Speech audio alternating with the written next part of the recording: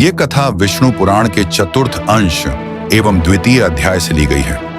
राजा युवनाश्व इक्ष्वाकु वंश के राजा थे।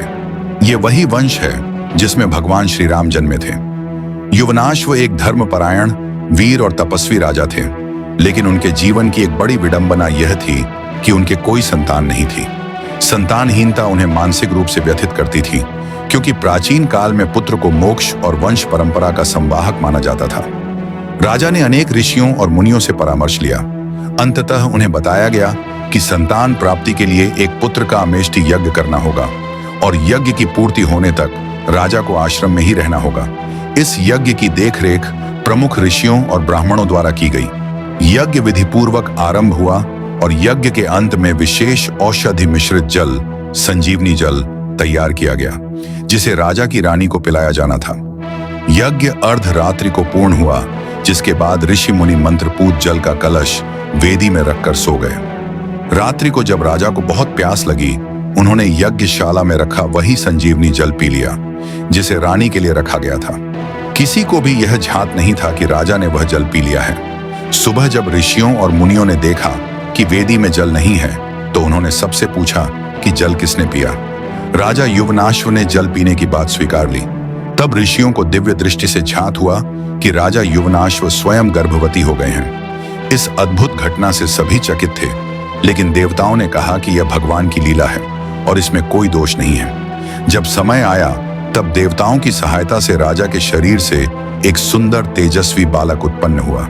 राजा के शरीर को किसी प्रकार की क्षति नहीं हुई, क्योंकि यह दैविक प्रसव था। लेकिन ऋषियों को यह चिंता सता रही थी कि बालक पान क्या करेगा। तभी इंद्रदेव ने आकर अपनी तर्जनी उंगली नवजात शिशु के मुख में डाल दी। अमृतमयी उंगली के मुख में डालते ही शिशु एक ही दिन में बड़ा हो गया। इसी कारण बालक का नाम मानधाता पड़ा। बाल्यकाल से ही मानधाता में अपूर्व तेज, बुद्धि और पराक्रम था। उन्होंने एक महान राजा के रूप में राज्य संभाला और सप्तद्वीप पृथ्वी के चक्रवर्ती सम्राट बने।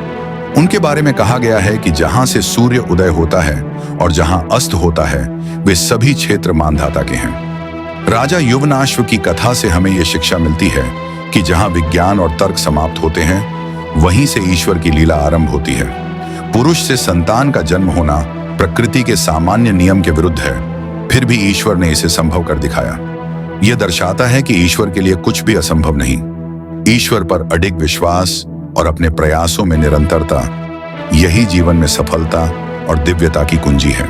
अगर आपको यह कथा पसंद आई हो, तो आपसे अनुरोध है कि कृपया हमारे चैनल को लाइक करें और सब्सक्राइब करना न भूलें। आपका ऐसा करने से हमें उत्साह और प्रेरणा मिलती है।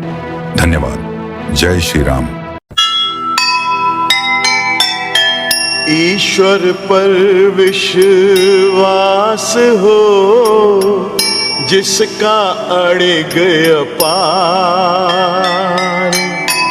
हानि न हो उसको भले शत्रु बने संसार।